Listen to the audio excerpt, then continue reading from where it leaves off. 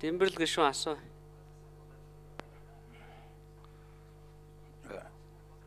Ажлын хэсгийн гишүүний хувьд иргэний зориг ногоо номыг төлөөлж ганцхан санал оруулсан. Энэ санал юм байгаа. Энэ мэтгэлцээний тухай. Өнгөрсөн жилүүдийн практикийг хараад байхад бол энэ мэтгэлцээ өөрөө хөөцлөгдөөгүй байсан. Тийм учраас энэ хуулийн төсөлд энэ мэтгэлцээнийг хуульчилж өгье.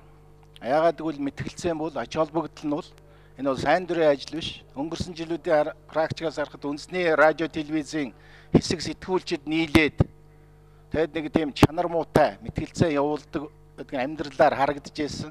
Тийм учраас хуулинд ингэж суулгаж өгснөөр энэ хариуцлагажуулах дээр нь энэ мэтгэлцээ гэдэг ерөнхийлөгчийн сонгуулийн хамгийн чухал зүйл хөгжилтэй бусад бүх орнуудад хамгийн чухал зүйл болдог энэ зүйлийг хуульчлах нь зүйтэй юм а гэсэн ийм санал оруулсан юм а.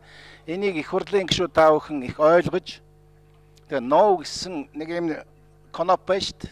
Тэрэн дээр бүгдээрээ дарчвал их баярлнаа. Баярлалаа.